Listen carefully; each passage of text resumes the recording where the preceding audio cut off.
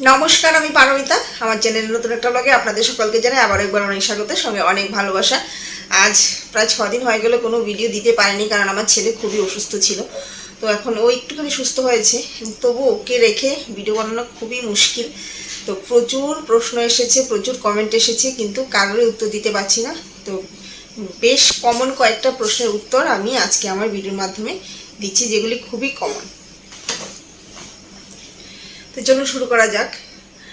সকলের মনে প্রশ্ন যে দিদি, আমার এত তারিখ পিরিয়ড হয়েছে, তো কবে সহবাস করব? তো যে আমার তো সবাই ওদের পিরিয়ডের তারিখ মেনশন করে বলছে কৃষ্ণপক্ষ নাকি শুক্লপক্ষ। দেখুন, কৃষ্ণপক্ষ নাকি শুক্লপক্ষ সেটা বের করাটা খুবই সহজ ব্যাপার। ক্যালেন্ডার বা যে কোনো একটা পঞ্জিকা কিনে নিন, দেখলেই খুব ইজিলি বুঝে যেতে পারবেন। ক্যালেন্ডার দেখেও খুব ইজিলি বোঝা যায়, কারণ ক্যালেন্ডারে খুবই পরিষ্কারভাবে লেখা থাকে যে সেটা কৃষ্ণপক্ষ ছিল নাকি শুক্লপক্ষ ছিল। আর যারা বুঝতে পারছেন না যে সেটা কৃষ্ণপক্ষ নাকি শুক্লপক্ষ, মানে কৃষ্ণপক্ষ বা শুক্লপক্ষের কনসেপ্টটা যাদের কাছে ক্লিয়ার নয়, তাদেরকে আমি বলে দিচ্ছি। দেখুন, পূর্ণিমার ঠিক পরদিন থেকে, পূর্ণিমা ছেড়ে গেলে পরেই কৃষ্ণপক্ষ শুরু হয়। অমাবস্যা অবধি কৃষ্ণপক্ষ থাকে। অনেকে আবার বলে অমাবস্যা ছিল তাহলে শুক্লপক্ষ। দেখুন, অমাবস্যাতে কখনোই শুক্লপক্ষতে কখনোই অমাবস্যা হতে পারে না। অমাবস্যা হলো মাসের সবচেয়ে অন্ধকারতম দিন, এবং সেটা কৃষ্ণপক্ষতেই থাকে।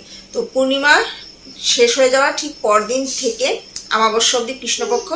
আর যেই মাত্র অমাবস্যা ছেড়ে গেল, এমনিতেই শুক্লপক্ষ শুরু হয়ে গেল। অমাবস্যা শেষ, শুক্লপক্ষ শুরু পূর্ণিমা অবধি। তো আশা করছি আপনাদেরকে বোঝাতে পেরেছি। পূর্ণিমার পর থেকে অমাবস্যা অবধি কৃষ্ণপক্ষ, আর অমাবস্যার পর থেকে পূর্ণিমা অবধি শুক্লপক্ষ। ক্যালেন্ডার দেখে ইজিলি বের করে নিতে পারবেন যে আপনাদের যে পিরিয়ড হয়েছে সেটা শুক্লপক্ষ নাকি কৃষ্ণপক্ষ। আর যাদের পুত্র সন্তানের ইচ্ছা, তাদের যদি অমাবস্যা না, যদি কৃষ্ণপক্ষতে পিরিয়ড হয়, তাহলে পুত্র সন্তান হওয়ার সম্ভাবনা বেশি থাকছে। আর যাদের কন্যা সন্তানের ইচ্ছা, যারা চাইছেন তাদের ঘরে একটা কন্যা সন্তান আসুক, তাদের যদি শুক্লপক্ষতে পিরিয়ড আসে, তাহলে কন্যা সন্তান হওয়ার সম্ভাবনাটা বেশি থাকছে। আর যারা চাইছেন যে তাদের ঘরে একটা পুত্র সন্তান আসুক, তারা যেদিনই পিরিয়ড হচ্ছে আপনাদের, তার থেকে ঠিক গুণে, ধরুন যদি আপনাদের 1 তারিখ পিরিয়ড হয়, তাহলে 12তম, 14তম, 16তম দিন গুণে সহবাস করবেন, তাহলে পুত্র সন্তানের সম্ভাবনাটা বেশি থাকবে। আর যারাই চাইছেন যে আমাদের ঘরে একটা কন্যা সন্তান আসুক, তারা পিরিয়ডের পরে বেজোর দিন, ওই সেমভাবে যদি ধরুন আপনার পিরিয়ড 1 তারিখ হয়েছে, তাহলে 9তম, 11তম, 13তম, 15তম দিনগুলি হলো বেজোর দিন। তাও আমি বলবো যে 11তম আর 13তম দিনটাকে বাদ দিয়ে সহবাস করার চেষ্টা করবেন, কারণ ওই দুটো দিন নাকি ভালো না। কেন বা কি, এটা আমি আপনাদেরকে বুঝিয়ে ঠিক বলতে পারবো না, কারণ এটা শাস্ত্র মতে বলা হয়। এটা যেন অনেক কথা আছে এখানে। এই দিনগুলিতে নাকি শরীর অশুদ্ধ থাকে বা ওই ধরনের কোনো একটা কিছু। 11তম আর 13তম দিনটাকে বাদ দিয়ে চলারই চেষ্টা করবে। এখন অনেকের মনে প্রশ্ন যে জোর দিন আর বিজোর দিন নিয়ে অনেক কনফিউশন, বা রাত 12টার পর কি পরদিন হয়ে যায়। তো এটা নিয়ে আমি অনেক ভিডিও বানিয়েছি, যারা দেখেননি তারা আবারও শুনে নিন। রাত 12টার পর পরদিন তো ক্যালেন্ডারে অবশ্যই হয়ে যায়, আমাদের টাইম অনুযায়ী, ঘড়ির টাইম অনুযায়ী রাত 12টার পর পরদিন ধরা হয়। কিন্তু আমাদের হিন্দু শাস্ত্র মতে ভোর 4টার আগ অবধি আগের দিনই থাকে, 4টার পর থেকে পরদিন হয়। তাহলে যাদেরই ধরুন রাত 12টা 1টার পিরিয়ড হচ্ছে, তারা ওই দিনটাকে প্রথম দিনই ধরবেন। রাত মানে ভোর 4টার পর থেকে দ্বিতীয় দিন শুরু হবে। আশা করছি আপনাদের বোঝাতে পেরেছি। তারপর অনেকেরই প্রশ্ন যে দিদি, বাচ্চার নড়াচড়াটা নিয়ে অনেকের মনে কনফিউশন, যে বাচ্চার নড়াচড়া দেখে বুঝবো কি করে কোন দিকে মাথা কোন দিকে পা। দেখুন, তার জন্য একটু ডিটেলসে বলি। সবাই জানেন প্লেসেন্টা পজিশন, যখনই আমাদের আল্ট্রাসাউন্ড করা হয়, আল্ট্রাসাউন্ডের সকল মায়েদেরই, হুবহু মায়েদের প্লেসেন্টা পজিশন লেখা থাকে, দেখবেন কারোর ইন্টেরিয়ার কারোর পোস্টেরিয়ার।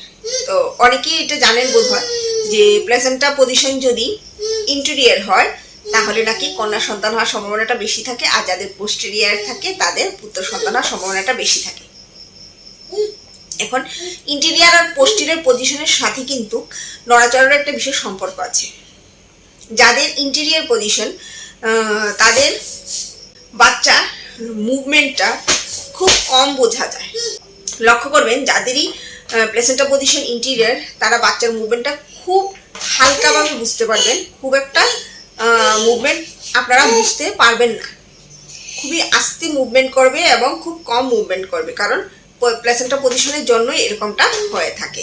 যাদের প্লেসেন্টা পজিশন ইন্টেরিয়ার থাকে তাদের বাচ্চার মুভমেন্টটা বুঝতে একটু কষ্ট হয়, একটু কম বুঝবেন, নড়াচড়াটা কম বুঝবেন এবং মুভমেন্টটা কম বুঝবেন। কিন্তু যাদের পোস্টেরিয়র পজিশন হয় তারা বাচ্চার নড়াচড়া, বাচ্চার মুভমেন্ট খুব ভালোভাবে বুঝতে পারবেন। এবং যাদের ইন্টেরিয়র পজিশন থাকে তাদের বাচ্চা খুব একটা অ্যাক্টিভ থাকে না, পেটের ভিতর খুব মানে লেজি হয়। আর যাদের পোস্টেরিয়র পজিশন থাকে তাদের বাচ্চা খুবই অ্যাক্টিভ থাকে, কারণ এটা বোঝা যায় বেশি, তার জন্য আমাদের মনে হয় যে বাচ্চা খুব বেশি অ্যাক্টিভ, কিন্তু ওইখানে বোঝা যায় কম বলে মনে হয় বাচ্চা লেজি, অ্যাক্টিভ নয়। তো যাদেরই ইন্টেরিয়র পজিশন তাদের অবশ্যই কন্যা সন্তান হওয়ার সম্ভাবনা বেশি থাকছে। এবং সেই সঙ্গে বাচ্চার নড়াচড়া যারা খুবই কম ফিল করছেন, বাচ্চা খুবই কম মুভমেন্ট করছে, তারাও বুঝে নিতে পারেন যে আপনাদের গর্ভের সন্তানটি কন্যা সন্তান। আর যাদের পোস্টেরিয়র পজিশন এবং বাচ্চা মুভমেন্ট খুব বেশি ফিল করতে পারছেন, বাচ্চা খুব অ্যাক্টিভ মনে হচ্ছে, তাদের পুত্র সন্তানের সম্ভাবনাটা বেশি থাকছে। এখন বাচ্চার মাথা কোন দিকে, বাচ্চার পা কোন দিকে কি করে বুঝবেন? দেখুন, ধাক্কা আর লাথির মধ্যে আপনারা অবশ্যই ডিফারেন্সটা বুঝতে পারেন। ধাক্কা দিলে এক রকমের ফিল হয়, লাথি দিলে এক রকমের ফিল হয়। তাহলে যখনই এটা ফিল করার চেষ্টা করবেন যে আপনার পেটের ভিতরে যে মুভমেন্টটা হচ্ছে সেটা কি ধাক্কা দেওয়ার মতন মুভমেন্ট নাকি ফুটবল খেলার কিক করার মতন মুভমেন্ট। তো যেদিকে ধাক্কা দেবে মনে হবে যে বাচ্চার ধাক্কা দিচ্ছে, ঠেলছে, ওটা হলো মাথা। আর যেদিকে কিক করবে, লাথির মতন ফিল হবে, ওই দিকটাও বুঝে নিতে হবে ওইদিকে পা আছে। আর এছাড়াও আরও দুটো বিষয় আমি আপনাদের মতন দর্শকদের থেকে জানতে পেরেছি, এবং বিভিন্ন ভিডিও এই সকল বিষয় নিয়ে প্রচুর ভিডিও কিন্তু আমিও দেখেছি যখন আমার ছেলে গর্ভে ছিল। তো আমি আরও দুটো না তিনটে বিষয় আমি জানতে পেরেছি, যদিও এগুলি সায়েন্টিফিক কোনো ব্যাখ্যা বা শাস্ত্রমতে কোনো ব্যাখ্যা কোনোটাই নেই। আর আমার যে ভিডিওগুলি এগুলি আমার ব্যক্তিগত এক্সপিরিয়েন্সের উপর আর অনেকটা শাস্ত্রের উপর নির্ভর করেই হয়, সায়েন্টিফিক কোনো কিছুই এর মধ্যে নেই। কিন্তু আরও তিনটে বিষয় আছে, যেটার মধ্যে একটা একটু সায়েন্টিফিক আর বাকি দুটো জাস্ট এমনি শোনা। আপনারা করে দেখতে পারেন, যদি আপনাদের মনে হয় যে দেখবেন আপনারা করে, তাহলে দেখতে পারেন। তো আমি এটা আগেও বলেছিলাম আরেকটা ভিডিওতে যে ইউরিন দিয়ে একটা টেস্ট করা যায়, ইউরিন দেখেও বোঝা যেতে পারে যে গর্ভের সন্তান ছেলে নাকি মেয়ে। গর্ভবতী মায়েদের ইউরিন বা প্রস্রাব দেখে কিন্তু বোঝা যেতে পারে যে গর্ভের সন্তানটি ছেলে নাকি মেয়ে। যদি গর্ভবতী মায়েদের প্রস্রাবের কালার সাদা বা ঘোলাটে বা ধোঁয়াশের মতন হয়, তাহলে বুঝে নিতে পারেন যে আপনাদের গর্ভের সন্তানটি কন্যা সন্তান। আর যাদের ইউরিনের বা প্রস্রাবের কালারটা একটু হলদে টাইপের হয়, তাদের নাকি পুত্র সন্তান হওয়ার সম্ভাবনাটা বেশি থাকছে। এখন এটার নাকি একটা টেস্ট করে বোঝা যেতে পারে যে গর্ভের সন্তানটি ছেলে নাকি মেয়ে। একটা পাত্রের মধ্যে একটুখানি ইউরিন নিয়ে তার মধ্যে বেকিং সোডা মিশিয়ে যদি কিছু সময় রেখে দেওয়া যায়, তাহলে যদি কোনো ধরনের কোনো কালার চেঞ্জ বা কোনো বুদবুদে না উঠে এর মধ্যে, তাহলে ধরে নিতে পারেন আপনাদের গর্ভের সন্তানটি কন্যা সন্তান।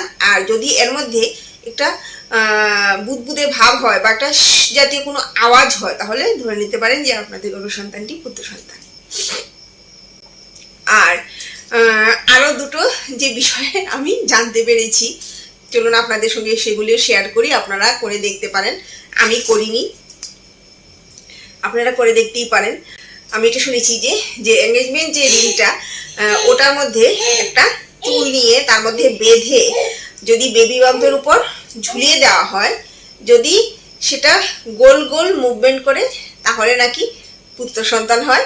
আর যদি সেটা আগে পিছে মুভমেন্ট করে ক্লকওয়াইজ, তাহলে নাকি কন্যা সন্তান হওয়ার সম্ভাবনা বেশি। এটার মধ্যে কতটুকু সত্যতা আছে আমি জানি না, আমি এটা করিনি, বাট সেটা আমি শুনেছি।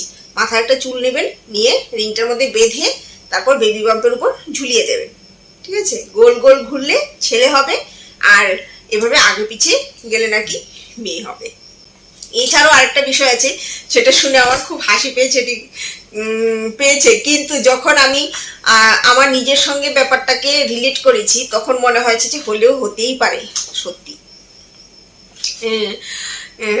এরকম বলা হয় যে মায়ের ওজন তো অবশ্যই খুবই গুরুত্বপূর্ণ ছেলে সন্তান নাকি মেয়ে সন্তান ডিটেক্ট করার ক্ষেত্রে। যদি আপনি খুব হেভি ক্যারি করছেন, আপনার বেবি পাম্প খুব হেভি এবং খুব ওপরে থাকে, তাহলে অবশ্যই কন্যা সন্তান ধরে নিতে পারেন। আর যদি আপনার বেবি বাম্প খুব একটা হেভি না হয় এবং নিচের দিকে ঝুঁকে থাকে, ছোট সাইজের বেবি বাম্প হয়, তাহলে নাকি পুত্র সন্তান হলে খুব হালকা বেবি বাম্প হবে, আর কন্যা সন্তান হলে খুব ভারী বেবি বাম্প হবে। এছাড়াও মায়ের ওজন যদি সমস্ত শরীরে বেড়ে যায়, মা যদি খুব মোটাসোটা হয়ে যায়, খুব গোলুমোলু টাইপের হয়ে যায় এবং বড় সাইজের বেবি বাম্প হয়, তাহলে কন্যা সন্তান। আর মা যদি সারা শরীরে ওজন না বাড়ে, শুধুমাত্র বেবি বাম্পের ওজন বাড়বে এবং একটা ওই ধরুন প্রায় 8-10 কেজির মতন, এর বেশি না বাড়বে, তাহলে বুঝে নিতে হবে যে গর্ভের সন্তানটি পুত্র সন্তান। এখন আমি এটা শুনেছি যে যদি বাচ্চার বাবার ওজনের উপরও নাকি নির্ভর করছে সন্তান, পুত্র সন্তান নাকি কন্যা সন্তান। আদৌ মিলে এটার মধ্যে কতটুকু সত্যতা আছে আমি জানি না, বাট তাও আমি বললাম, আপনারা দেখে নিতে পারেন। বাচ্চার বাবার ওজনও যদি বেশি নাকি বেড়ে যায় তাহলে কন্যা সন্তান, আর বাচ্চার বাবা যদি শুকিয়ে যায়, ওজন না বাড়ে, তাহলে নাকি পুত্র সন্তান। কিন্তু আমি যখন এটা আমার নিজের সঙ্গে রিলেট করেছি তখন আমার কাছে মনে হয়েছে যে কথাটা একদমই সত্যি। কারণ আমার ছেলের দিনে আমার ছেলের বাবা পুরো কঙ্কাল হয়ে গেছিল, সেটা মানসিক টেনশনই হোক বা শারীরিক পরিশ্রমই হোক বা যেটার কারণেই হোক, খুব শুকিয়ে গেছিল। যেই দেখতো সেই বলতো যে ও তো শুকিয়ে গেছে কেন, ও তো শুকিয়ে গেছে কেন। তো যদি এটা মিথ হয়ে থাকে, আমার সঙ্গে কিন্তু সম্পূর্ণভাবে মিলে গেছে, বাচ্চার বাবার ওজন কমে গেছে এবং আমাদের কিন্তু পুত্র সন্তানই হয়েছে। রোজ দিন সিরিয়াস ভিডিও বানাতে ভালো লাগে না, মাঝে মধ্যে একটু হাসি ঠাট্টার ভিডিও বানানোটাও তো দরকার। আপনাদের সঙ্গে মিলিয়ে দেখতে পারেন, যদি মিলে যায় তাহলে আমাকে অবশ্যই জানাবেন, আর যদি না মিলে তবেও আমাকে জানাতে পারেন, কোনো অসুবিধা নেই। তাহলে আশা করছি আপনাদের ডাউট ক্লিয়ার করতে পেরেছি। কৃষ্ণপক্ষ হলে পুত্র সন্তান, শুক্লপক্ষ হলে কৃষ্ণপক্ষে পিরিয়ড আসলে পুত্র সন্তান, শুক্লপক্ষে পিরিয়ড আসলে কন্যা সন্তান। পিরিয়ডের পর জোর দিন দেখে সহবাস করলে পুত্র সন্তানের সম্ভাবনা বেশি থাকে, বেজোর দিনে সহবাস করলে কন্যা সন্তান হওয়ার সম্ভাবনা বেশি থাকছে। আর তাছাড়া বাচ্চার নড়াচড়া যদি খুবই কম ফিল করা যায়, বাচ্চা যদি খুবই কম মুভমেন্ট করে, খুবই লেজি হয়, তাহলে কন্যা সন্তান, আর যদি বেশি মুভমেন্ট করে তাহলে পুত্র সন্তান। আর সঙ্গে প্লেসেন্টা পজিশন তো আপনারা সবাই জানেনই। আর হার্টবিট সম্বন্ধে আশা করছি বলতে হবে না, হার্টবিট সম্বন্ধে সকলেই জানেন। হার্টবিট যদি 150-এর উপরে থাকে বা 140-এর উপরে থাকলে কন্যা সন্তান, আর 140-এর নিচে থাকলে পুত্র সন্তান। যদিও হার্টবিট এক একটা আল্ট্রাসাউন্ডে পরিবর্তন হয়ে যায়, যেমন আমার ছেলে প্রথমে 157 ছিল, তারপর সেটা পরিবর্তন হয়ে 139 হয়ে গেছিল। আর এছাড়াও আমাদের স্কিন কালার, চুলের সব কিছুরই তো গুরুত্ব থাকে, সব কিছুরই তো পরিবর্তন আসে প্রেগনেন্সিতে। দেখুন আমার চুলগুলো দেখতে পাচ্ছেন, আমার ছেলে হওয়ার সময় আমার চুলের গ্রোথ দেখার মতন ছিল, এত ভালো গ্রোথ ছিল চুলের, কোনো যত্ন নিতাম না। শরীর তো এমনিতেই খারাপ থাকতো, যত্ন নেওয়ার কোনো প্রশ্ন উঠতো না, শরীরের যত্ন, চুলের যত্ন কিছুই নিতে পারতাম না, তাও চুলের খুব গ্রোথ ছিল এবং চুল খুবই শাইনি ছিল। কিন্তু প্রেগনেন্সির পর সকলেই তো চুল উঠে যায়, আমারও কিন্তু খুব চুল উঠেছে। একটা মাস এত চুল উঠেছে, 1-1.5 মাস, মানে মনে হচ্ছে যে আমি বোধহয় টাকলি হয়ে যাব, এত চুল উঠেছে, মুট করে মুটো করে চুল উঠেছে, এত চুল উঠেছে যে আমার এই জায়গাগুলি পুরো টাক পড়ে গেছিল, এই জায়গাগুলো পুরো টাক পড়ে গেছিল। কিন্তু দেখুন এখন কিন্তু আবার নতুন চুল উঠে গেছে, এই যে দেখুন, দেখতে পাচ্ছেন, আপনারা সবাই বুঝতে পারবেন দেখলে, মনে হচ্ছে যে চুলগুলো কেটে দিয়েছে, কিন্তু না, এগুলি আবার সম্পূর্ণ নতুন চুল উঠেছে। যে এই জায়গাগুলো পুরো টাক হয়ে গেছিল, এই জায়গাগুলো পুরো টাক হয়ে গেছিল। এই সাইডে চুলটা কম উঠেছে, কিন্তু এদিকে অনেকটা বেশি চুল উঠেছে দেখুন।